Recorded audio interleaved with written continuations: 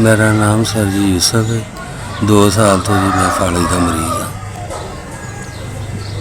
ਫਾਲੇ ਤੋਂ ਪਹਿਲੇ ਜੀ ਮੈਂ ਵੈਲਡਿੰਗ ਦਾ ਕੰਮ ਕਰਦਾ ਹਾਂ ਅਤੇ ਜਿਉਂ ਮੈਨੂੰ ਫਾਲਜ ਹੋਇਆ ਉਸ ਤੋਂ ਬਾਅਦ ਮੈਂ ਹੁਣ ਕੰਮ ਨਹੀਂ ਕਰ ਸਕਦਾ। ਥੋੜ੍ਹਾ ਟੁੱਟ ਲੈਂਦਾ ਮਗਰ ਮੈਂ ਕੋਈ ਕੰਮ ਨਹੀਂ ਕਰ ਸਕਦਾ ਅਤੇ ਉਂਝ ਵੀ ਇਹਦੇ 'ਤੇ ਉਨਾ ਵਜ਼ਨ ਨਹੀਂ ਪੈਂਦਾ ਲੱਤ 'ਤੇ। ਇਹ ਵੀ ਜੀ ਸਾਰੇ ਸਾਈਡ ਦਾ ਵੀ ਮਸਲਾ ਹੋ ਗਿਆ ਅਤੇ ਫਾਲਜ ਦੀ ਵਜ੍ਹਾ ਤੋਂ ਮੇਰਾ ਮੂੰਹ ਵੀ ਡਿੰਗਾ ਹੋ ਗਿਆ ਸਰ।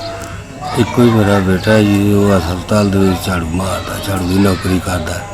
ਮੇਰਾ ਜੀ ਕਿਰਾਏ ਦਾ ਮਕਾਨ ਹੈ ਅਤੇ ਕਿਰਾਇਆ ਵੀ ਨਹੀਂ ਦਿੱਤਾ ਜਾਂਦਾ।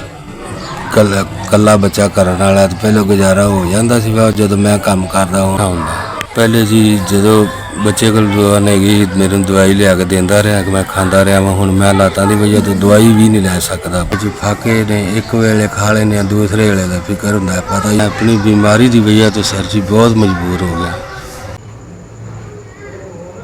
5000 ਦਾਰੇ ਦੀ ਬੜੀ ਮਿਹਰਬਾਨੀ, ਜਿੰਨਾ ਮੇਰੇ ਗਰੀਬ ਦੀ ਮਦਦ ਕੀਤੀ 5000।